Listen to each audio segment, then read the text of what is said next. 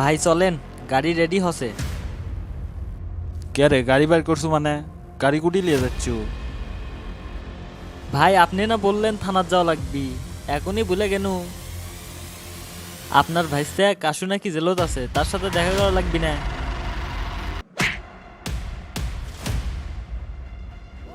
ভাই আপনি আমাকে মারছেন কিসের জন্য? আমি কি ভুল করছি? তোর মাথার বুদ্ধি কবে হবি রে? থানার যাওয়ার কথা তো আমি লোক দেখানোর জন্য কসুনু। চেয়ারম্যানের চেলাচ্ছিল, সেটা কি দেখা পাস নাই? ভাই বিষয়টা তো আমি বুঝবার পারি নাই। তোর কিছু বোঝা লাগবি না, আমি জিঙ্কা করছি সিংকেই কর। আকাশ মিয়া খুনের কারণে কাশু জেলত গেছে। আমি খবর পাসুনু পণ্ডিত বাড়ির জমি বিক্রি নিয়ে নাকি আকাশ মিয়া খুন হসে। তুই একটা কাজ কর, এই সুযোগটা কাজে লাগা। দুইটা দল দুই দিকত আছে। সব কিছু ঠিক আছে, কিন্তু পুলিশ যে কাটা হয়ে দাঁড়াইছে সেটার কি হবে হানি?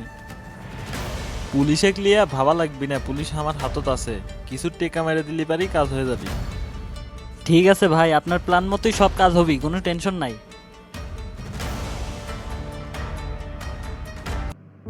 আমার একটা জিনিস খটকা লাগিচ্ছে, আপনি আমাদের এটি প্রায় 1 মাসের মতো হসে অসুস্থ হয়ে আছেন। এমনকি আপনার ব্রেন টিমারও অপারেশন করা হলো। আপনার খোঁজ খবর কেউ নিতে আসলো না। আপনার ছেলে ছাড়া কি আর কেউ নেয় নাকি?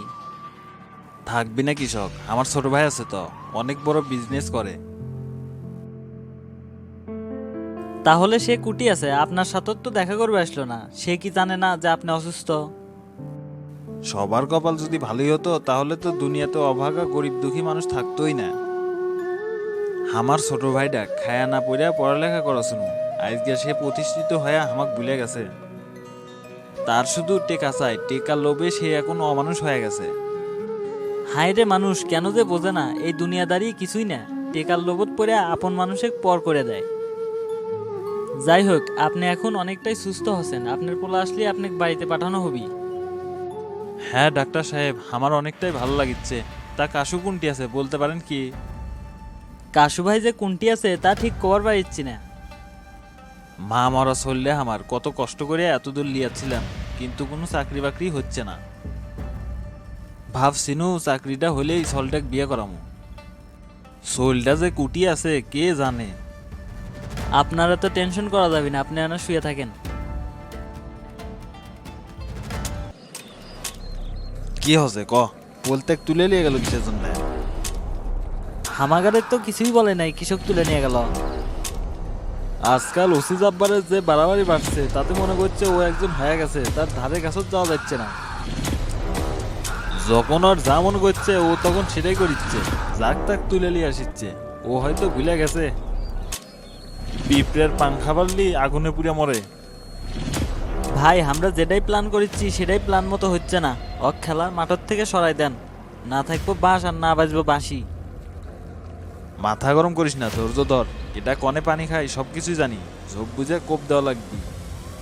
ওইগুলো ধৈর্য টর্য ধরা পাবো না, এখন যা হবি ডাইরেক্ট অ্যাকশন। থানার ওসি হসে তো কি হসে, এমপি পর্যন্ত হামাগের কথা তো উঠবোস করে, সেটি তো একটা মশা। তুই বুঝিচ্ছ না কৃষক, সামনে নির্বাচন আছে, এখন এই ঝামেলার মধ্যে যাওয়া যাবি না। ঠিক আছে ভাই, আপনি যা করবেন তাই হবি। আপনার কথা কোনো নড়চড় হবি না। ভাই কয়দিন পরেই তো নির্বাচন, এখন ময়দান ফাঁকা। জমির পিছনত না ঘুরে চেয়ারম্যান হওয়ার দান্দা করেন। চেয়ারম্যান হওয়া পারলে পণ্ডিত বাড়ির জমির মতন শত শত জমি আপনার হাতের ময়লা হবি। তুই তো ভালো একটা কথা কছুরে। চেয়ারম্যান হওয়া পারলে সবসময় আমার পকেট গরম থাকবি। ভাই দীর্ঘদিন ধরে রাজনীতি করছেন, এখন যদি একটা জায়গায় যাবারই না পারেন তাহলে তো রাজনীতি সার্থক হবি না। আর আমার কাছে একটা প্ল্যান আছে, এলাকার মধ্যে আতঙ্ক ছড়ান যাবি। আতঙ্ক ছড়াবি মানে? কিসের আবার আতঙ্ক ছড়াবি? আতঙ্ক ছড়ালে কি মানুষ হামাগরে ভোট দিবি? বোবা খুনি আর কাশু মাস্তান দুইজনই তো এখন খুনি, ওদেরকেও ভালো কয় না। ভাই সুযোগে সদ্ব্যবহার করা লাগবি, এই সুযোগটাই এখন আমরা নিমু। আর ওদের নামে আতঙ্ক ছড়ামু এলাকার মধ্যে। তুই যেটা করছু ভালোই করছু, কিন্তু খবরটা ছড়াবি কাকে দিয়া? ওইগুলা আমার উপর ছেড়ে দেন, সব তো পিটিশন দেওয়া হয়ে গেছে আমার। আমি যা করি চোখ কান খোলা রেখেই করি। এগুলা চাপা মারা বাদ দে, কথাই আছে না ওস্তাতে মার শেষ রাইতে। পাবলিক বুঝে গেছে, আমরা নেতারা যে কত বড় খানকির বলা, সারা জীবন কারো অপকার ছাড়া উপকার করি নাই, আজকে যাবো ভোট চাবার লেগে। আমি যদি নির্বাচনে হারি তাহলে এলাকার মধ্যে মান সম্মান কুটি যাবি, একবার কি ভেবে দেখছিস? এলাকার মধ্যে যেটুকু সম্মান পাচ্ছি সেটুকু আর থাকবি না। আপনি শুধু শুধু টেনশন করিচ্ছেন, আমি তো আপনাকে বললামই পিটিশন দিয়ে এবার মাঠত নামছি। তুই কি কবে চাচ্ছু খোলসা করে কত দেখি, তোর কথার আগামাতা আমি কিছুই বুঝিচ্ছি না। আমি কাশুমাস্তানের খোঁজ খবর লিবার গেছিলাম, ওর যে চাচা আছে সে বিয়ারে ব্যবসা করে, তাকে দিয়েই সব কাজ করামু। কাশুর চাচা হামাগারও হ্যাঁ কাজ করবি কিসের জন্য? তার সাথেও আমরা একটা কন্ট্যাক্ট করে নেব। আপনি এলাকার মধ্যে চেয়ারম্যান হওয়া পারলে ও ওপেনে বিয়ারের ব্যবসা করা পাবি। মাঝখান থেকে বোবাখুনি আর কাশুর আতঙ্ক ছড়ায় নেব এলাকার মধ্যে, যাতে ওদের কথা শুনলে মানুষ সি সি করে। তোর কথাগুলো শুনে আমার খুব ভালো লাগছে। আয় বুকো তাই তোকে না জড়ায় ধরি।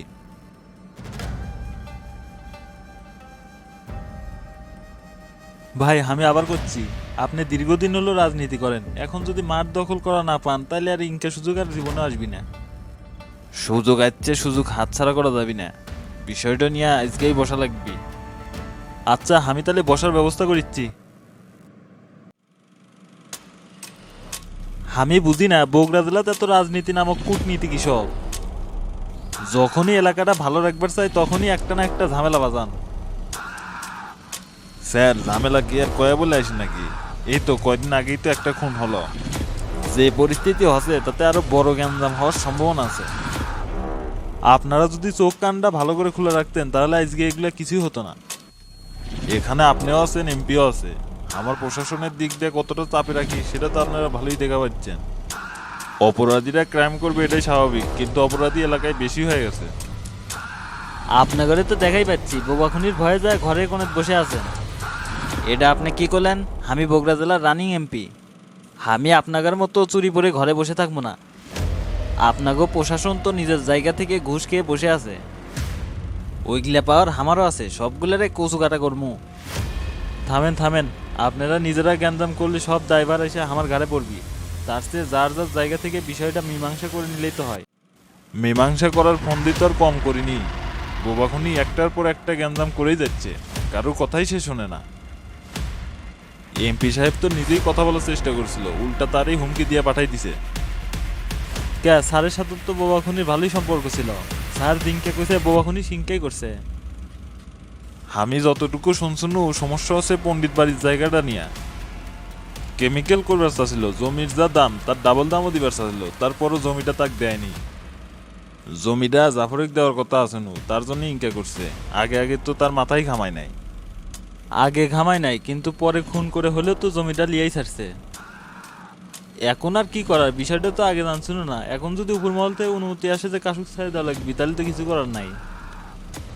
আইনের তো একটা ধারা আছে, অপরাধ করছে অপরাধের শাস্তি না পাইয়াই ছাড়া যাবি। তোমরা আর সেই স্পেসটা রাখলা কোথায়? নতুন করে আবার ঝামেলা লিয়েছ, পলত্যাগ তুলে লিয়েছ কিসের জন্য? কান টানলে মাথা আসে, ওর ভাইস্তাক ধরে লিয়াচ্ছি, বোবাখুনি হামাগার কাছে আসতে বাধ্য। বিনা অপরাধে ধরে লিয়েছ, ও একটা দিয়ে আর একটা বাইর করে লিয়ে দেবো, এই বিষয়টা কি বুঝতে পারো নাই? তাহলে তো স্যার ভুলই করে ফেলা দিছি। এখন আর কি করা যাবে? ভুল যখন করে ফেলা দিছো, দেখো এখন কি হয়।